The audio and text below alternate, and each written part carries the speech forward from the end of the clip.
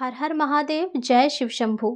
श्रावण मास शिव भक्तों के लिए एक पावन अवसर। ये वो समय है जब कण कण में शिव की शक्ति का वास होता है और रोज महादेव की कृपा बरसती है। कहते हैं सच्चे मन से की गई आराधना इस महीने में कभी भी व्यर्थ नहीं जाती। चाहे आप व्रत करें या ना करें, लेकिन इन पावन कथाओं को अवश्य सुनना चाहिए।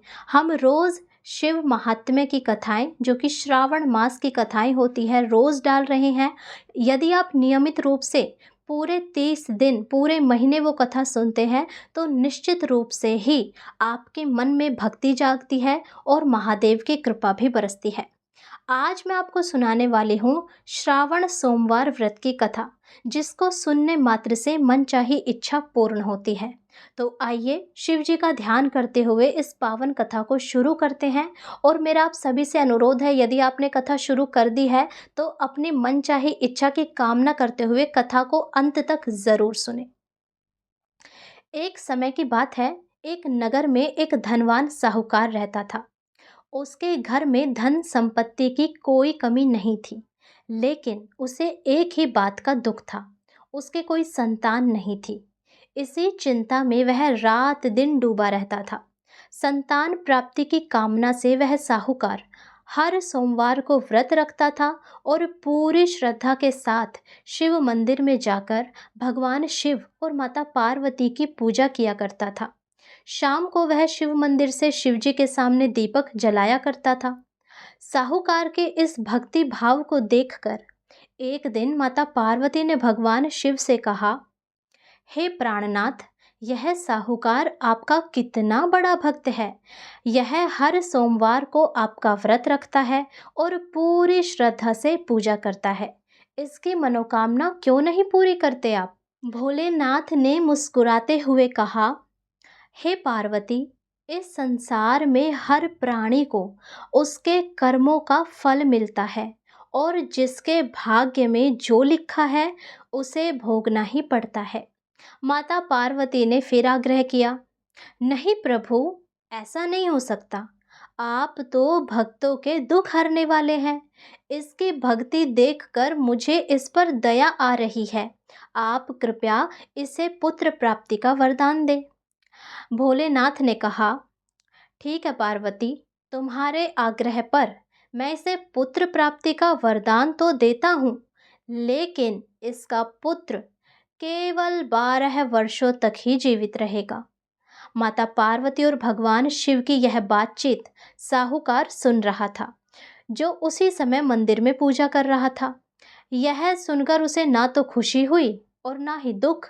वह पहले की भांति ही शिव जी की पूजा करता रहा। कुछ समय व्यतीत हो जाने पर साहूकार की पत्नी गर्भवती हो गई और 10वें महीने में उसके गर्भ से एक अत्यंत सुंदर पुत्र की प्राप्ति हुई।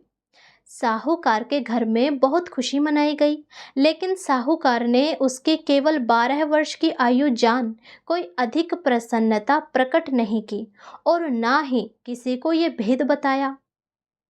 जब वह बालक 11 वर्ष का हुआ तो साहूकार ने अपने पुत्र के मामा को बुलाया और उसे बहुत सारा धन देते हुए कहा, हे भाई, इस बालक को काशी विद्या प्राप्ति के लिए ले जाओ। तुम लोग रास्ते में यज्ञ करवाते हुए जाना और ब्राह्मणों को भोजन दक्षिणा आदि देते हुए जाना। दोनों मामा भांजे इसी तरह यज्ञ कराते और ब्राह्मणों को दान दक्षिणा देते हुए काशी नगरी की ओर निकल पड़े। इस दौरान एक रात वे एक नगर में ठहरे। उस नगर के राजा की कन्या का विवाह था, लेकिन जिस राजकुमार से उसका विवाह होने वाला था वह एक आंख से काना था। अब राजकुमार के पिता ने सोचा कि यदि काने राजकुमार को देखकर राजा की कन्या और बाराती उसे अस्वीकार कर देंगे तो क्या होगा। इसीलिए उन्होंने साहूकार के पुत्र को देखा, जो रूपवान था। उन्होंने उसे विवाह के लिए राजा की कन्या के साथ बैठने का षड्यंत्र रचा। साहूकार के पुत्र ने जब यह सब देखा तो वह चुप नहीं रह सका। उसने एक कागज पर सारी सच्चाई लिख दी और उस दुल्हन के कंगन में डाल दी। विवाह संपन्न होने के बाद जब बारात वापस जाने लगी तो कन्या ने वह पर्ची पढ़ी और अपने पिता को सारी बात बताई। राजा को क्रोध आया और उसने काने राजकुमार और उसके पिता को दंडित किया। अब साहूकार का पुत्र और उसका मामा काशी की ओर आगे बढ़े। काशी पहुंचकर पुत्र ने अपनी शिक्षा पूर्ण की। जब उसकी आयु 12 वर्ष की पूरी होने वाली थी, तब उन्होंने एक और यज्ञ का आयोजन किया। जैसे ही यज्ञ पूर्ण होने वाला था, काल देव अर्थात यमराज आए और साहूकार के पुत्र के प्राण हर लिए। उसका शरीर निष्प्राण हो गया और गिर पड़ा। मामा ने ये सब देखा तो विलाप करना शुरू कर दिया। उसी क्षण माता पार्वती और भगवान शिव आकाश मार्ग से गुजर रहे थे। माता पार्वती ने उस निष्प्राण शरीर और मामा के विलाप को देखा। माता पार्वती ने कहा, हे प्रभु, यह कौन बालक है जिसके प्राण आपने हर लिए? यह तो साहूकार का पुत्र है ना, जिसे आपने 12 वर्ष की आयु का वरदान दिया था। हे प्रभु, इसे जीवित करो। भोलेनाथ ने कहा, हे पार्वती, इसकी आयु पूर्ण हो चुकी है। माता पार्वती ने आग्रह किया, नहीं प्रभु, ऐसा मत करिए। इस साहूकार ने आपकी इतनी भक्ति की है, यह आपके व्रत रखता है, और इन मामा भांजों ने भी तो इतने दान पुण्य यज्ञ कराए हैं। कृपया इसे जीवन दान दे।